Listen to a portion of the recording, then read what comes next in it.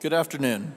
I am Cadet First Class Ryan Hermes, and I am pleased to welcome you to the 65th Academy Assembly panel on potential outcomes and paths to peace. Before we begin, I would like to first turn your attention to the QR code on the screen behind me.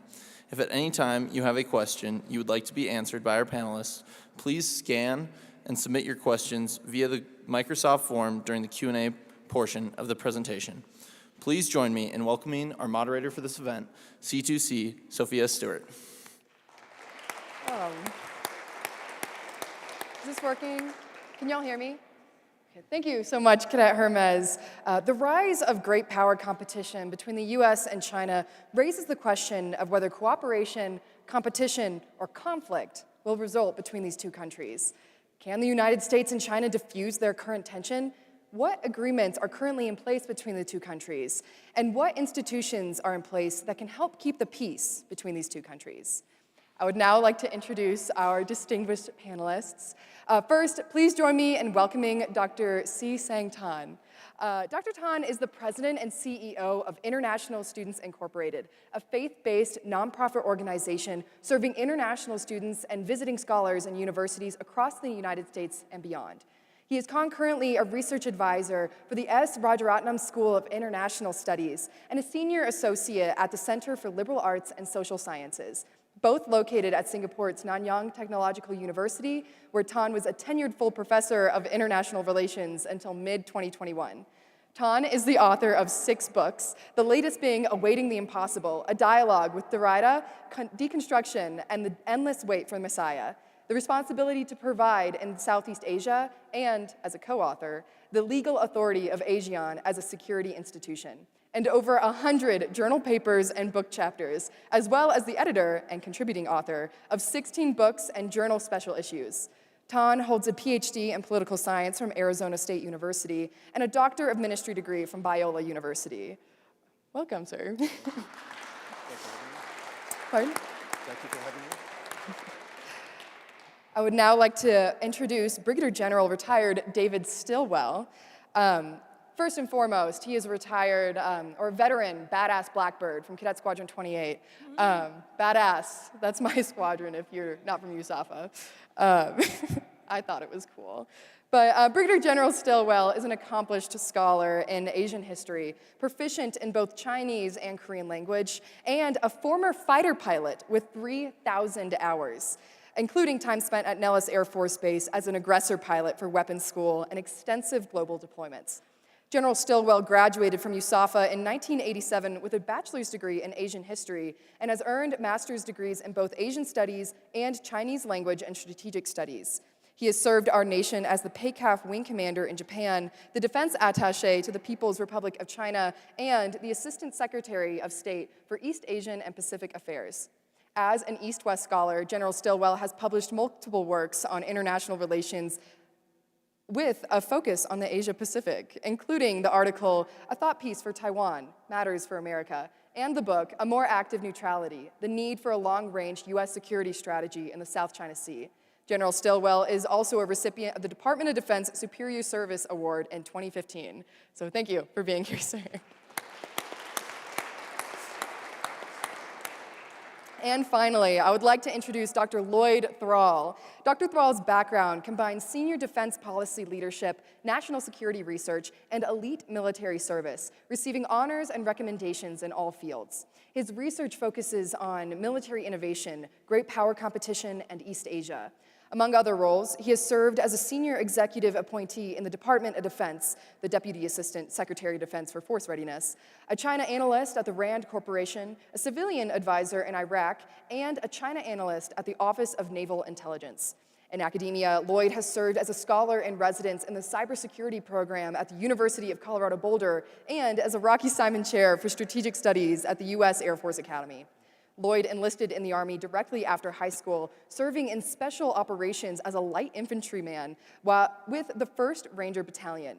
He is currently a Scowcroft Senior Fellow at USAFA and a Senior Advisor in the Department of Defense's 5G Future G initiative within OUSD Research and Engineering. He holds a master's degree with highest honors in diplomacy from the University of London, SOAS, and a doctorate from the prestigious War Studies Department at King's College London. Please join me one more time in welcoming our guests.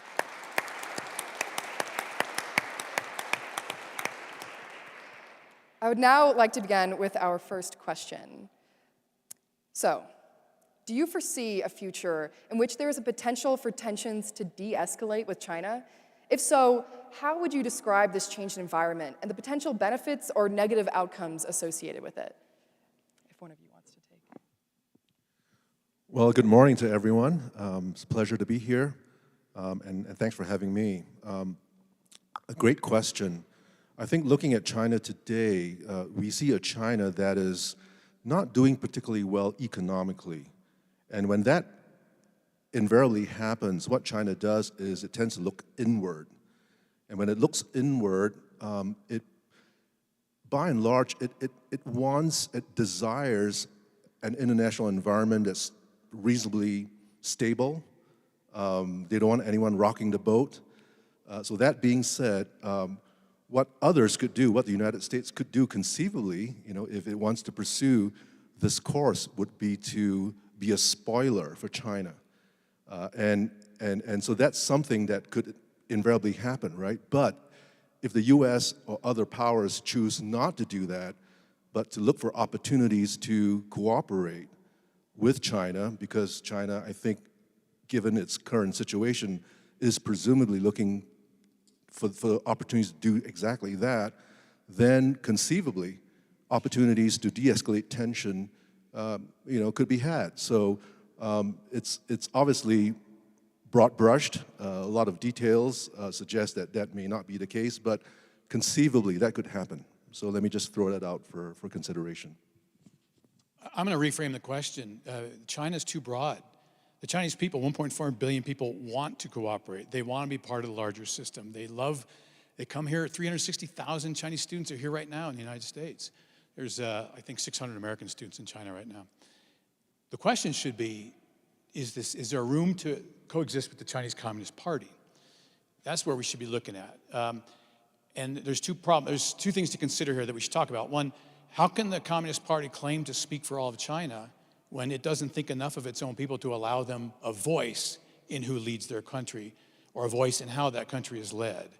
So I would just simply say that when we talk about this issue, be very clear in your language as to if we're talking about the Communist Party or about the Chinese people. We've got no beef with the Chinese people. They want democratic government, 1989, Tiananmen Square. You're going to see more of that now as the government becomes more weak. And the Communist Party is buckling down, getting more and more strict, restricting their own people more. There's going to be a breaking point here soon, and really our job is to kind of catch it when it falls apart and find another better form of governance for 1.4 billion people. Hi. So thank you. This has been great. This whole conference has been really flawlessly executed. Great question, and it's the big question that, frankly, in your generation, you will face. I mean, Henry Kissinger says this is probably the greatest challenge of the 21st century, and it's fraught with risk on all sides. I mean, to my mind, I think we're easily caught between, like Odysseus, between sort of Scylla and Charybdis, of a world in which China's allowed to run roughshod in East Asia, and as Napoleon said, the appetite grows with the feeding. As we saw in the world wars, where we tried to stand back and stay distant from affairs, only to come in late to need, and after a great deal of loss. But on the other side is something quite risky, a war that, to be honest, you could quite conceivably lose, and a war that even if you won, is probably far worse than what status quo ante was. So you're stuck between these two very difficult circumstances. So, and let me put a piece on it. I'm not sure anyone wins a Sino-American war. When the G2 goes to war, the two biggest economies in the world, let's even posit that this thing doesn't become nuclear. That's a world we've never been in, right? Direct conflict between nuclear powers like this. What does that world look like once it's done? So the single big question in my mind is, how do we deter China? How do we avoid the war without giving way? I think there is some good news for what it's worth. Our strategic goal in the short term should be somewhat like the late Cold War, the Cold War with the Soviets after the Cuban Missile Crisis, where we fiercely disagreed with each other, And I would note, we didn't apologize for that as Americans, but we had established a kind of mutual empathy and some guidelines in the relationship that kept us at peace. And then we contained them, and then we waited. We didn't have to win like we won Desert Storm. We kind of had to not lose. And then their own fierce internal contradictions brought them to conclusion. That's the model I think we need going forward. And so to answer your question directly, yes, engagement is part of that. We will have to try. It's not an optional question. So kind of attaching on to that, I mean, you talk about in a war, our option is just to not lose. We can't just expect to, go in there and win the day. But speaking of war, how do we forge a path towards peace, or towards kind of what you described, winning by just not losing, amongst preparations for war in the space and cyber domains? Let me take a stab at that in response to what Dr. Lloyd suggested as well. Today, there's a lot of talk floating around about the Thucydides trap, right? But I think countries and great powers are destined for war only if they allow it to be so. And so I totally concur with Dr. Lloyd that we need to continue to seek ways to engage with one another, to find those sweet spots where cooperation could be had. I think that's particularly important. And we have to exercise some level of political agency, no matter how ridiculous that may sound to some people, especially if you are a proponent of I don't know, a Mearsheimer type world, where everything's deterministic. I don't think that's the case. I still believe in the art of the possible, and it is incumbent upon leaders to find those sweet spots as much as they can. Again, I'm going to be pedantic, I'm going to be nitpicking, and I'm going to make sure we get our language straight. Don't mistake it. We are at war. We are actively fighting the Chinese right now. Look at General Schwedo back there. This is the information warfare guy. This is the godfather of cyber warfare in the United States Air Force and possibly DOD, okay? They've been fighting us full on for the last at least 20 years, some would go 40 years. They're just not shooting at us yet. So when you say war, please start using the right terms, right? Are we talking about armed conflict? Are we talking about shooting and killing and blowing and killing and breaking things? I mean, that's what I did for 30 years in the Air Force. And I'm telling you, I don't talk about my 2 Mark 84s and my 510 rounds of 20 millimeter anymore, because that's not where this is going. The PRC, if you get a chance to read a book, and we'll put it out if anybody wants to see it, it's called Political Warfare. It's written by a guy named Kerry Gershanik. And it basically takes apart the Sun Tzu, or actually Sunzi policy of winning without fighting. Winning without fighting, it doesn't mean posturing your chess pieces on the board to a point where your adversary just capitulates. Winning without fighting is creating so much internal hate and discontent in the enemy country, and they call us the enemy, Diguo. They call us the enemy. They've been calling us the enemy since 1950. Is creating that much disruption, hate, and discontent in the country using things like TikTok, which they're doing right now. Who's got TikTok on their phone right now? You are part of the problem, okay? Get rid of it. Get rid of it. TikTok, as General Schwedo says, is digital fentanyl, meant to lure us into basically winning without fighting, letting them win without fighting. If it comes down to kinetic exchanges and wars, don't worry, we'll win. It's not a question of we're going to win or we're going to prevail. Let's use that term. Why? Because we've got allies and partners in the region. Japan has come on strong in the last 10 years under Abe. So that's not the problem. But as you say, the key is deterrence, is dusting off what we know about deterrence. In the past, all deterrent language has been focused on nuclear exchanges, preventing nuclear exchange. We need to talk about information deterrence. We got to talk about economic deterrence. What's an economic Article 5 look like, and the rest. So when you say war, be very specific about what you're talking about. Good discussion. So I disagree, respectfully, of course. I think we need to preserve the meaning of certain words that denote things that are quite serious. When we are putting each other's sons and daughters at the bottom of the Taiwan Strait, that is a different, whatever words we use, that is a different phenomena from what is happening right now. States spy on each other. States infiltrate each other's societies. This is as old as time. But there is, whatever words we wish to use, I think we ought to preserve the meaning of something like war for when we're in this different reality, and it's not a reality that I take lightly. I don't say that coming from Greenpeace. I say that from the community of people that kicks indoors and engages enemies at 3 feet.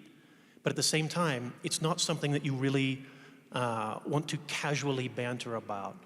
I'm a big fan of Teddy Roosevelt's notion of speaking softly and carrying a big stick. And I fear we're sort of doing the opposite. There is a lot of nationalist rattling that I think on both sides, and by the way, I would make the argument, and General Stilwell, you know better than I, them worse than us, candidly. As you say with Diren and Dequal. But still, that doesn't win wars. What we need to do is get very serious and very invested in a credible conventional deterrent. We need to not apologize for that at all. And then we need to take a log off the fire in terms of how we speak to each other and about each other. Now China, the Chinese Communist Party, is not going to be able to meet us at the 50-yard line in that. And believe me, and General Stilwell has been a part of it, we have tried. Okay, then we got to meet them on their 30. We have to keep trying. Not because they're right, and not because it's a perfect strategy, but because it's not an optional question. We can't have a relationship. We don't want to see this relationship where we match China's adversarial rhetoric and just ratchet this thing up. Let me give you a concrete example. Secretary Pelosi, forgive me, Nancy Pelosi's visit to Taiwan puts a finger right in their eye and ratchets up tensions and gets us nothing. Whereas sending Taiwan a bunch of coastal defense cruise missiles is something you could do and pay the tension costs for actually getting something in exchange. Very insightful. So we believe we're in a war. We believe we're not in a war. What's the definition of war? On that, there is some form of conflict that kind of goes into what General Stilwell was mentioning. But recently, there have been news reports of Chinese computer viruses embedded in American public and private infrastructure, so cyber warfare. What is the scope of this, and what are the ramifications of this development? Well, let me kick off the discussion again. I unfortunately come from a country, Singapore, that's been at the receiving end of a lot of Chinese cyber attacks as well as influence operations, and it's not the easiest thing to do, especially when Singapore is in the Indo-Pacific region, and we live under the umbrella of the Chinese shadow, if you will. So that's not a comfortable place to be. I think in moments like this, obviously you need to have a great deal of critical infrastructure that could ostensibly defend against such attacks. It's pretty horrendous because of the great pressure that the Singapore government society gets from China. But you've got to do what you can do. Go for the establishing of international multilateral agreements against cyber attacks, including conventions on cyber crime, right? Because obviously cyber criminals have been used by some countries as proxies in these kinds of wars, and so you've got to do everything conceivable to harden your infrastructure against these kinds of things, and to push back in terms of just normatizing some kind of a discourse, if you will, as well as conventions against those kinds of things. You've got to do what you can do. So. I was told to keep this provocative and interesting because it's after lunch and we're going to fall asleep. We are going to demonstrate what civil discourse looks like in this age where people just get angry and then finish. They sign off with "F you," and that's the end of the conversation. So I'm going to respectfully disagree with my friend and ask you, Lloyd, yes, sir. The difference between 5,000 sailors on the bottom of the Taiwan Strait dead and 1 million Americans in the United States dead of COVID, or how about 100,000 Americans in the United States dead every year of fentanyl, which is very deliberately being sent to the United States to kill Americans, and a disease, a pandemic that was intentionally allowed to escape Wuhan, China, intentionally. And I'm the guy who was at State Department managing this during the thing. So All this stuff about zoonotic coming out of Wuhan seafood market, where there are no civet cats, there's no pangolin, and there are no bats, it shows you just how dangerous disinformation and information warfare can be.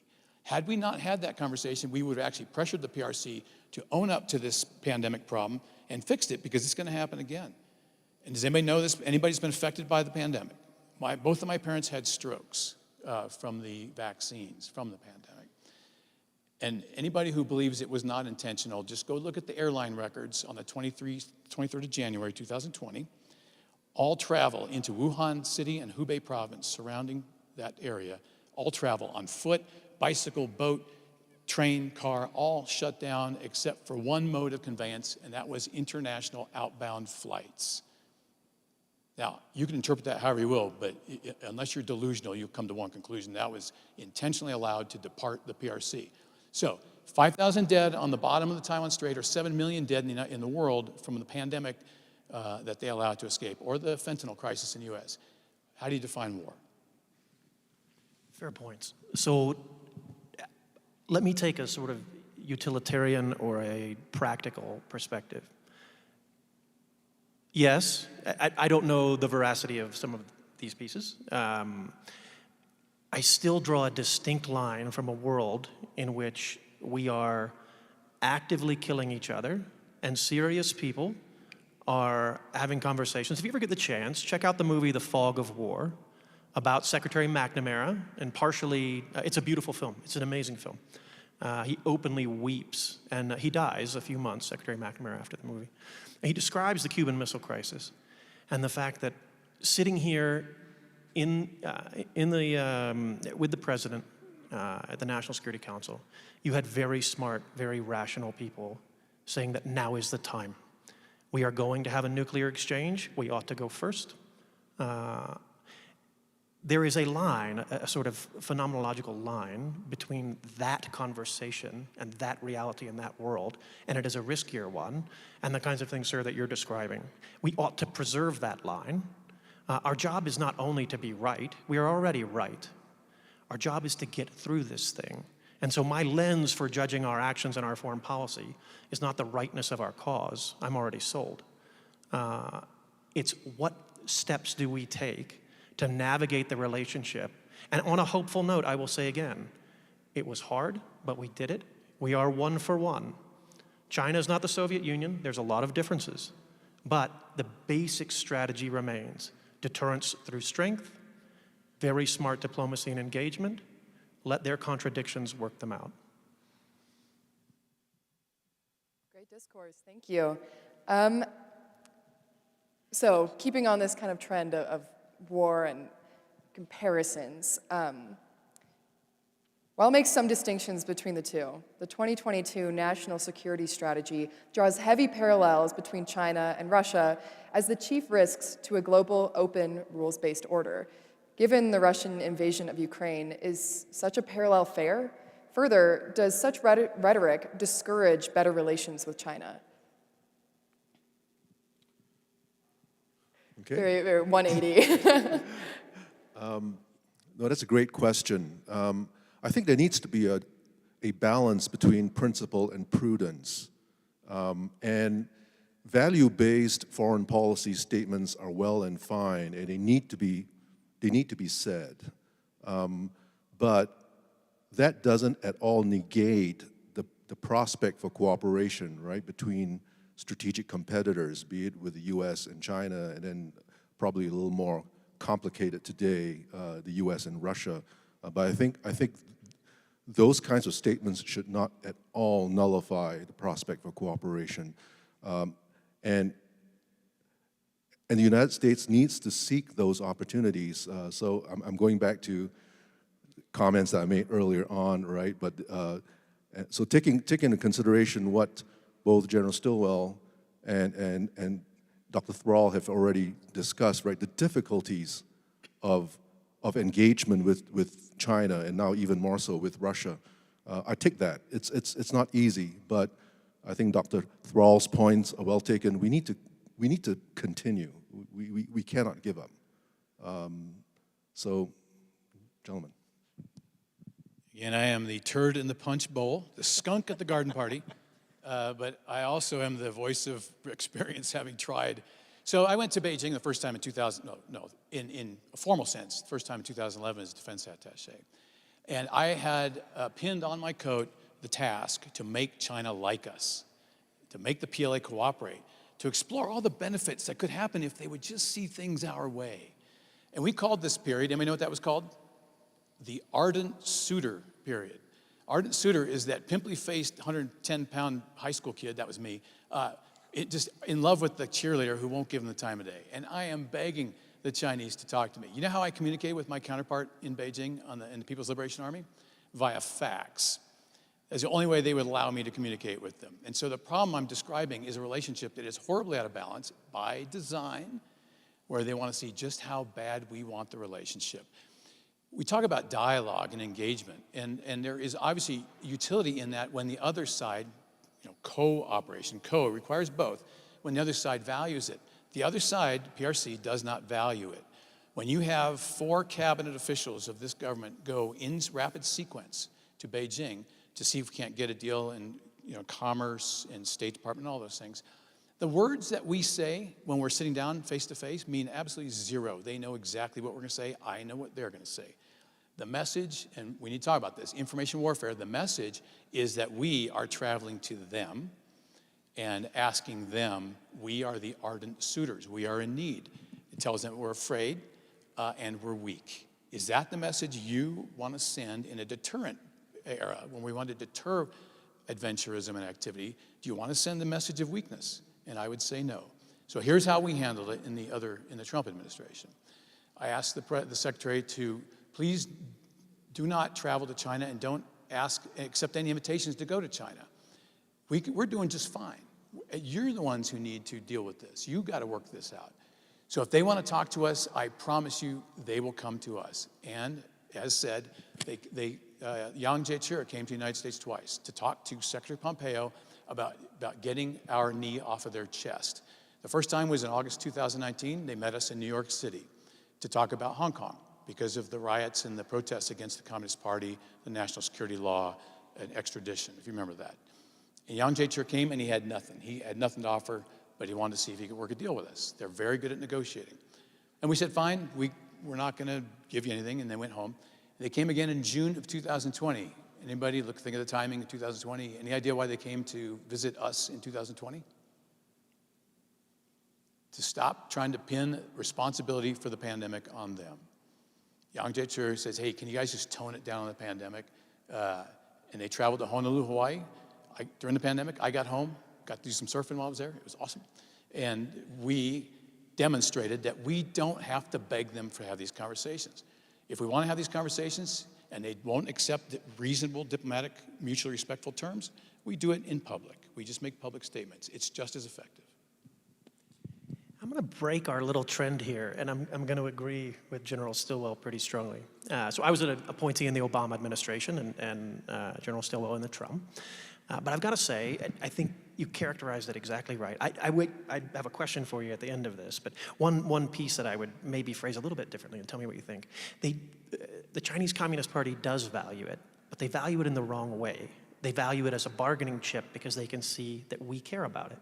We're the ones who went through the Cold War, went through the Cuban Missile Crisis, reached this mature great power relationship with the late Soviets, which was far from perfect, but I would argue was better than the relationship was before the Cuban Missile Crisis and better than what we currently have with the Chinese Communist Party. So they're playing a dangerous game by taking that chip and valuing it the wrong way for the wrong reasons. I've engaged, not nearly as much as General Stilwell, in some track 2 diplomacy with China, and I'm curious if you feel this way. I've watched it get icier and icier and icier. It used to be we could go have a little conference, I could talk to a PLA Navy captain, we could have a couple of beers, and we could talk. Now they stare you right in the eyes and say a talking point, and you ask them a question, and they stare right at you and repeat it. That's not us. Like, we're coming pretty open-handedly. That's them sort of using this chip. The other thing I would say, in the spirit of our sort of collaboration, the Trump administration made a very smart move on American strategy generally, and on China's strategy specifically. And that's the 2018 National Defense Strategy. And you referenced the 2022. The 2022 is largely a derivative in many ways of the 2018. And what they did as the DASD for readiness, I look at whether or not our forces are able to meet the mission, report to the Secretary of Congress about whether we can execute the National Defense Strategy. The problem we had before 2018 was that we were essentially thinking the way we thought in the 1990s. We are the unipolar power. So we can deter China, contain Russia, take care of Iran, North Korea, global terrorism, do the nuclear deterrent, peacekeeping everywhere, presence wherever you need it. And we can do that with sequestration and whatever else you need to add. It was folly. It was not true. It was the kind of dangerous thing, a pathology of peacetime, that kind of accounts for things like Pearl Harbor, kind of accounts for things like Task Force Smith. When we had our rhetoric here and our resources here, and we couldn't admit the delta to ourselves. So 2018 National Defense Strategy was a great moment where we said, no, we can't do it all, and China's the pacing threat. I think that sort of changed our conversation. We haven't yet met that threat. We haven't changed the military and foreign policy more generally in the ways we need to meet it, but it was a great inflection point that sort of changed our conversation. If I may, I think there's a really interesting exchange going on here. Just to add an addendum, I find myself in a very unusual position just a few years ago, and it's been ongoing actually, of being asked by the Chinese to help interpret, if you will, what our American friends are saying. And so it was intriguing. Obviously, they heard very clearly what the American messaging was, but they wanted to confirm what was being said. So we found ourselves in Singapore, by and large, tends to find itself playing this middle person role of passing on messages and conveying stuff. So, but I think it worked both ways, because we had American friends asking us, so you spoke to the Chinese, right? So what do you think? You know, kind of thing. So I ended up being the messenger boy, you know, just going back and forth. So, yeah, it's not a comfortable place to be. You know, when you've got these tough messages, but it needs to be said. It needs to be said. Can I add to that May I add to that real quickly? I don't need a mic. Yeah, there's a couple things that come out of that. One is we're in a bad world right now. We're in a worse world when that's not happening. We're in a better world when we don't have to rely on third parties moving back and forth, because we can actually talk. And I realize I'm preaching to the choir, and we're not the ones making that. The Americans are not the ones making it hard to talk. We're showing up open-handedly, and we have much to discuss. Let me say one that I think doesn't get nearly enough attention, and it's the one time we fought the Chinese before, which is let's assume a world in which the Kim regime in North Korea is not a permanent strategic condition, and it's someday going to collapse. You can very easily imagine a world where that's happening. We're moving north of the DMZ. We're going to secure nuclear sites. We're going to be dealing with refugees. We're going to be engaging units. We're going to be doing the things that we know how to do. Simultaneously, the Chinese may very well be coming south. They may be putting special operators on the nuclear sites, on the sensitive places. They may be dealing with a flood of refugees coming north. Now you have American forces moving north. You have Chinese forces moving south. We need to talk. We need to talk before the Kim regime, before any of this happens. We have gone to Beijing with open hands from state, from defense, from USFK, you name it. And we can't get them to sit down and talk. So I'm not saying that I'm perhaps preaching to the choir, but I would keep putting forth, the minute that we mimic their rather childish behavior around collaboration is the minute that this bad dynamic turns to worse. We have to keep trying.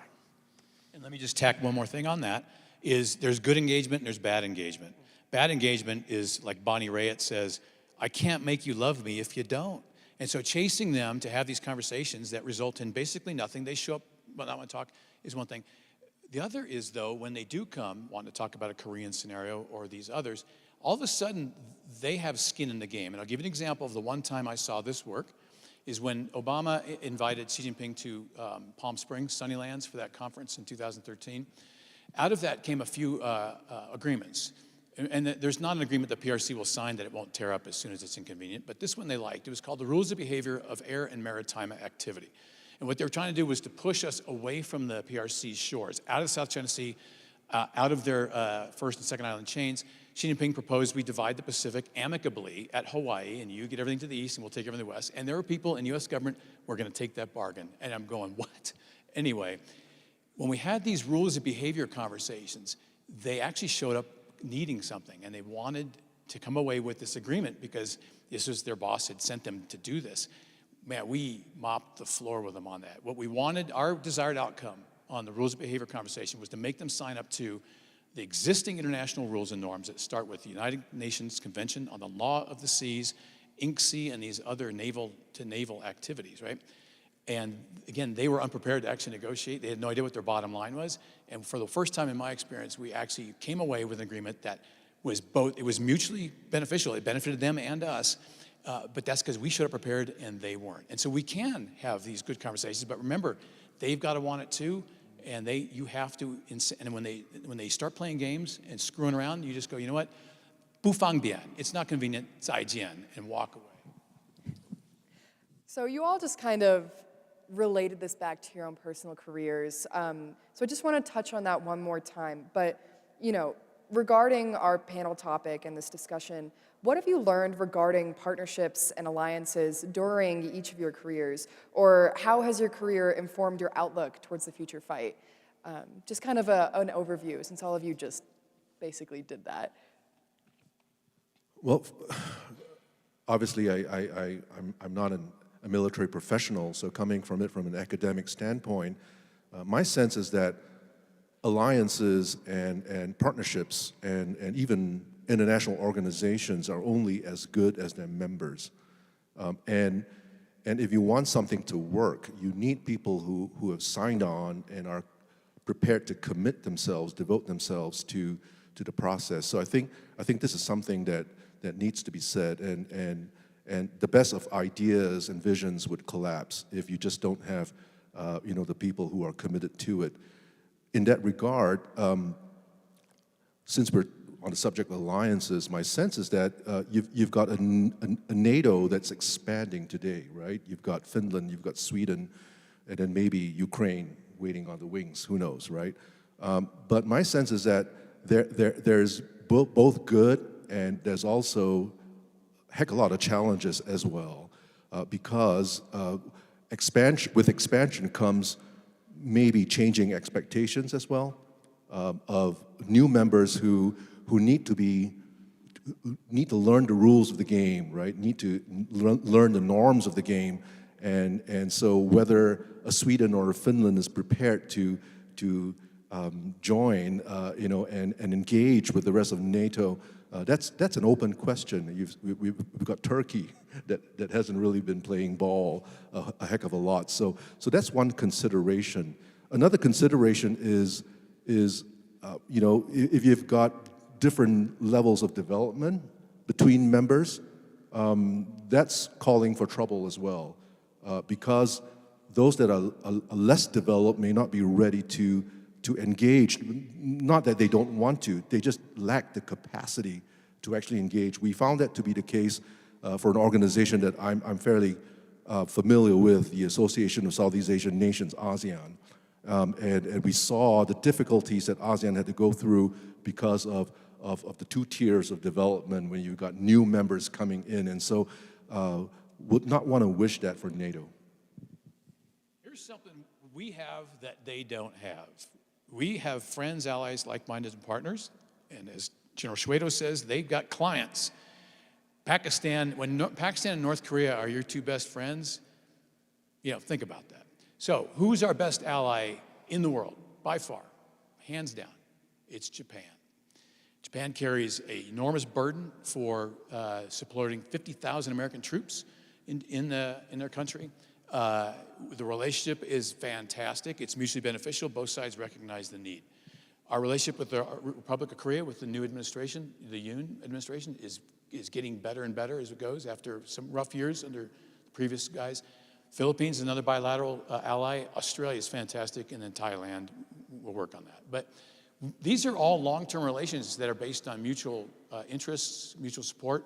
And, alliances aren't perfect. They've got the abandonment fears. The weaker side's always worried that you're going to bail on them or they can't trust you. For our side, we're worried about entrapment, where we get stuck in something that we don't really want to fight at this time. You can include Taiwan in that, by the way. I know that's tough to say. I think in the Trump administration, we broke the ice on that, that we can actually talk about Taiwan. And Taiwan is what we want out of it. For China, we want a democratic and market-based China. We don't want an authoritarian and Marxist China.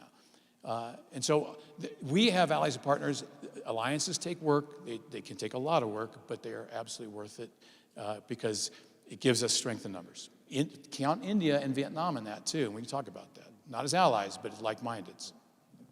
So 3 quick points. Burp, burp. 3 quick points. So the one we've already touched on, but I just want to hammer home. Speak softly and carry a big stick. Right now we're speaking too loudly.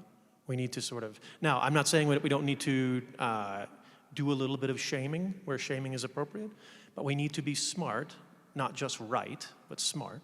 I think we've covered that. The second piece, I think we can dispel with this notion that Beijing likes to sort of put out, that they're being bullied by an imperial America, that it has to do with sort of imperialism or racism, or that is just, don't ask me. Talk to Asians. Talk to Asian states about how they feel about this. Look at the example of India. There are problems with India, but is the world rallying against India and worried about India? No. Why? Because what's actually happening for the Chinese Communist Party is that due to your own bullying behavior in places like the South China Sea, East China Sea, in fact, most of your borders, many of your borders, your own sort of rhetoric and saber rattling, a lot of countries have deep reservations and worries about what the Chinese Communist Party is doing. So we can get rid of that. One last thing, and this is more for sort of foreign policy and military professionals. I think we've got to get our heads out of this idea that what strategy is ends, ways, means coherence. That poison pill has hurt our own thinking deeply. Many things in the world have ends, ways, means coherence. Doctrine has it, tactics have it. In fact, most rational activity that you will ever see in your life has ends, ways, means coherence. What makes strategy so hard and mysterious is that it's this weird alchemy of taking things like physical force, the ability to make or threaten violence, and affecting something as ephemeral as politics. That's Clausewitz, that's Colin Gray, that's what we have to do. And I'll be honest with you, we're not chastised enough. We just lost 2 wars. We won every single battle. No one could hold the field with us. And we lost both. And we lost them because of this disconnect between the ability to sort of affect tangible military things and the inability to translate that into the ephemeral political outcomes that define success or failure in war. So we need to do a little more navel gazing, having just lost these, and rid ourselves of this notion of being too easily satisfied. We're strategic because we have ends, ways, means coherence. Beautifully said. That ends our scheduled portion. We're now moving into our live Q&A from our delegates. So first question is from Anna Pate from the University of Texas at Austin. Her question is, are Chinese leaders willing to politically separate collaborating with the U.S. on areas like environmental issues with the broader strategic competition? Or is that just U.S. wishful thinking? Well, let me begin. No, I think that's a great question, and the prospects for cooperation are certainly there. That if we can compartmentalize some of these issues, I think the possibilities for cooperation are there. I think the risk, the danger is that leaders tend to they tend to adopt a linkage approach, right? They want to offer cooperation. You know, you scratch my back and I'll scratch yours. There's a quid pro quo involved in all of that, and that oftentimes ends up, I think, complicating things. But I think if we could segregate, if we could compartmentalize, which is a difficult thing to do, I concede that. I think the prospects for cooperation are certainly there. Anecdote, quick one.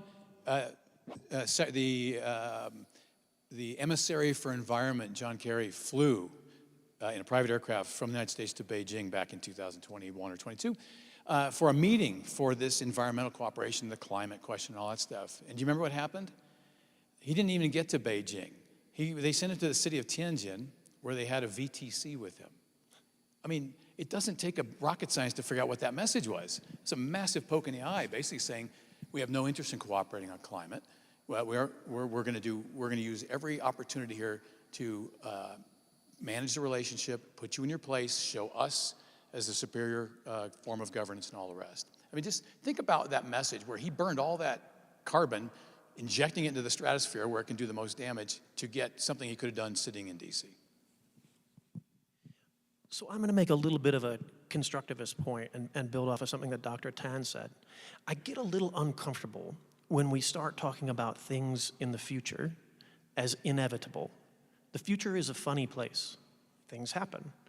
So when we have things, when we have books from serious people, like Destined for War, you know, if you go back and you look at the rhetoric of the late Cold War, we believed it then. How are we going to get done with the Soviet Union without some sort of cataclysm? Clearly, we are destined for war. We're not destined for war. And when we sort of use these kinds of words and talk, if you think collaboration is impossible, congratulations, you just made collaboration impossible. We can never do that. We have to keep showing up. Maybe we start small. Now look, Xi Jinping is a thorny character, but China tends to go through these cycles of sort of having hard-edged rulers who are sort of banging that nationalist drum, and then Deng Xiaopings who come back and sort of, what we gotta be is the steady. And that will hopefully sort of get us through. I realize it may be meager food for a while, but again, we can't pretend that this is some sort of optional question or that we should mirror what they're doing. I totally take your point, sir, that if you show up as a supplicant, you're gonna get treated like a supplicant. We can't do that. Over. Thank you. Our next question is from Cameron Waltz from the University of Texas at Austin. Perhaps the most concerning issue of the US-China relations is that a conflict could escalate from an accident. In 2001, the US and China successfully de-escalated from the Hainan incident, where an American and Chinese aircraft collided. With close proximity between the PRC and US assets in the East and South China Seas, the potential of another accident has risen.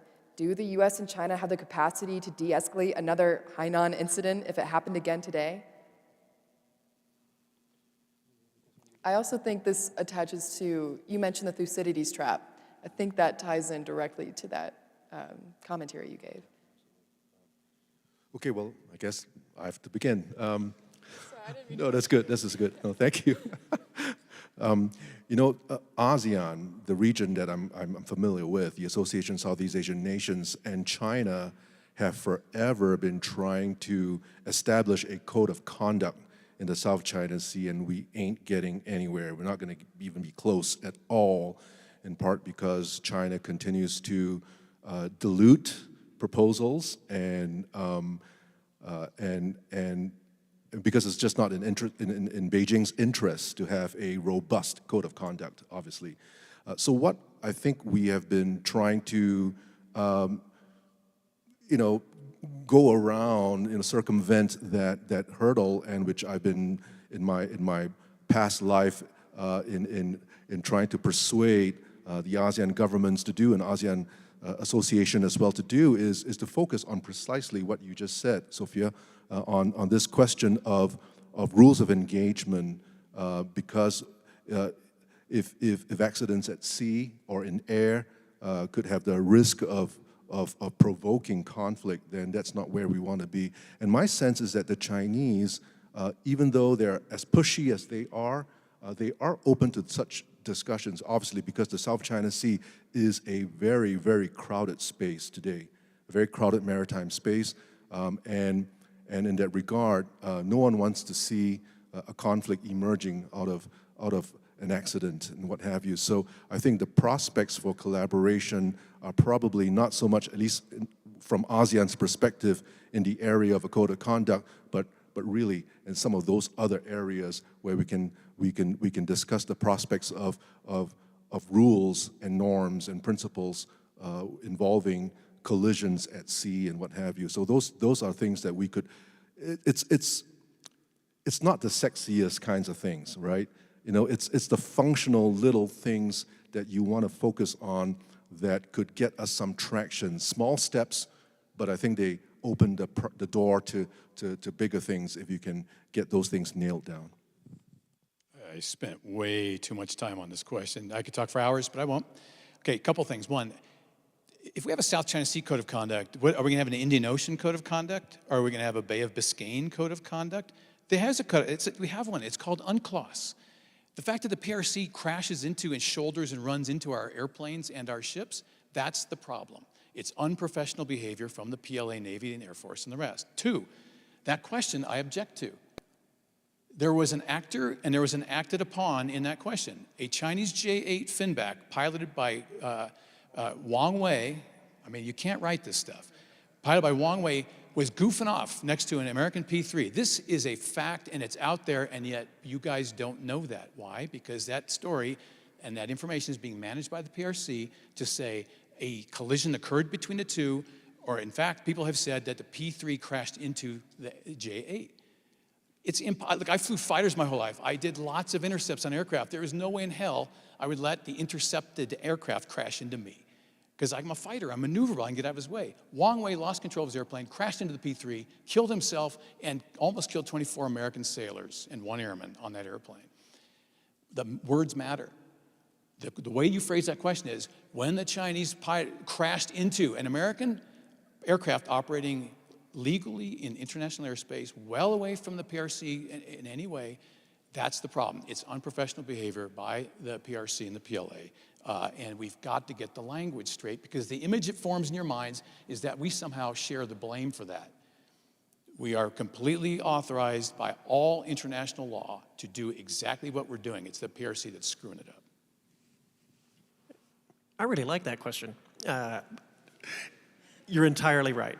I don't disagree with any of what you said, and I agree with the reframing. But the question, the root of the question, the content of it is right on the money, and it's something that sort of keeps me up. So I would make a couple of comments on this. Let me see my little notes. Well, one is this. We have to operate under the assumption, and I'm not sure it's that much of an assumption, this will happen. This absolutely will happen. They put forces in proximity, they play these kind of games, they gamble this way. And so it is incumbent upon us to be ready for when this does occur again. I wonder if we could navigate our way out of it. Even more, I don't think Beijing wonders enough. I think they have an overconfidence born of a lack of experience. So did we. So did the Soviets early in the Cold War. Like, look, cooler heads will prevail when this stuff, something like that kicks off. We'll meet and handle it as a one-off, yada, yada. Will you? The tectonic pressures on you when you're in leadership, when something like this happens, when you've backed yourself into a corner through your own nationalist rhetoric, when, unlike our government, instead of facing the prospect of being the other party winning the election, it's being purged and maybe hanging from a lamppost, you'd be surprised how that changes your theoretical thinking about crisis management and increases your willingness to gamble to get out of it. So I think the question, the sort of root of the question is a great one, and sort of hammers the point. If we're right and we're at war, being right is pretty cold comfort. What we need to do is get further than the 50-yard line, keep getting out there to engage it, and be prepared for an event like this, which is, I mean, over a long enough time scale, will occur. Thank you so much. We have time for one last question. This one is from Xian Sekas from UCLA. If things like fentanyl and COVID are an intentional attempt to harm the U.S., how as a nation can we respond to this kind of asymmetrical warfare? How can we justify a concerted response to something so easily deniable and difficult to prove? I think this one is for you, General Stilwell. Yeah, it's a really good question. And look, I'm not demeaning or belittling the Chinese strategy. I mean, the PRC strategy. It's very effective, right? This is an attribution error. It's the same with cyber. Attribution's the big thing. When you have two militaries in close proximity shooting each other, there's no concerns about attribution. You know exactly who the combatants are. But when these things that are deniable happen, there's difficulty. So you have to be comfortable in this kind of gray amorphous world of circumstantial evidence, where there's enough evidence that says this problem leaked out of a laboratory in Wuhan, not by design, it leaked out. But then when time came to contain it, the decision in Beijing was to allow it to leave the country. Because the attitude was, this is going to kill our economy. We're not going down alone. Everybody else is going to go down with us. So how do you manage that? You have to be more comfortable with things not in the black and white world, but in the gray zone, and speak very clearly about, like, fentanyl. It's clear to anybody.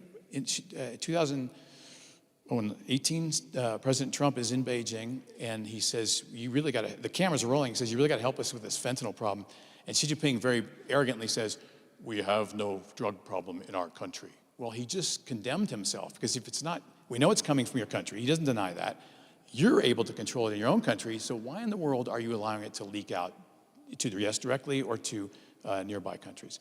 So we have to be more careful. We have to be more comfortable pointing out these intentional failures without cold, hard, black and white evidence, because they're not going to allow that. They're too smart. You both can respond as well. We're good? You know, the only thing I don't disagree. I think it does have to be done carefully in terms of, and there are times when we're going to have to be right and a little more quiet than we'd like to be. Although I would say, and General Stilwell, you should take the last word on this, we've been a little too quiet and a little too apologetic. Now, we did that for the right reasons. We really believed that our sort of trade and engagement mutually was with our defense and security, under this idea that if China traded and liberalized, or traded and sort of participated, inevitably their politics would liberalize. You can understand how threatening that might sound to the Chinese Communist Party when we're like, yes, we are waiting for trade to overturn your government. But it was well meant. It has passed its sell-by date. It is time to sort of speak more seriously.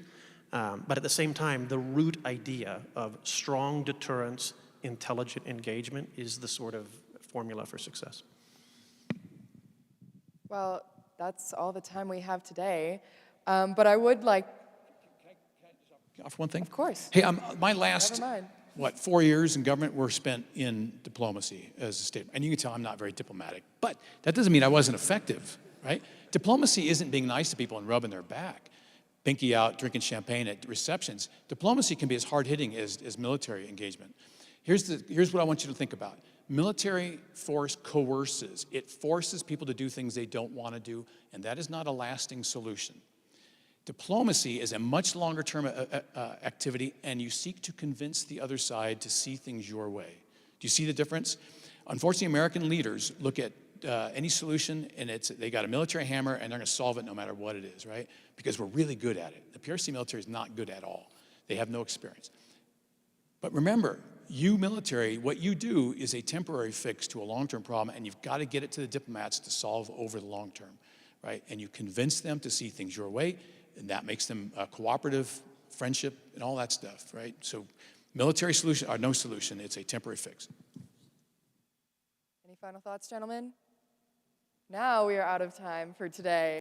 But thank you all so much for your valuable contributions. I very much appreciate it. I'm sure our delegates did as well.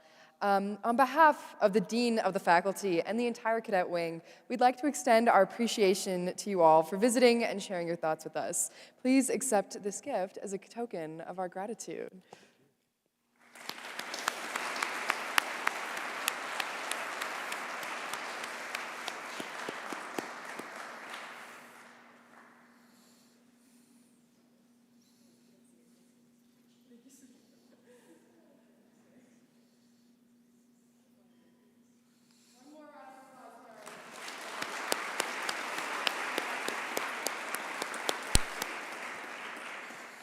This concludes our panel discussion on potential outcomes and paths to peace. Reminder, our final round of workshops will begin promptly at 1400. For Chinese foreign policy, you will be in the Polaris Hall Forum. Following workshop 4, we will have workshop presentations in the forum. Please complete your slides in the live document by 1545 and aim for 5-minute presentations due to weather. Following presentations, we will have a short break given time, followed by closing remarks, awards, and dinner in the Polaris Hall Forum. Finally, if you have any flight delays, please communicate all issues to Carson Yingling, and his phone number is on the screen.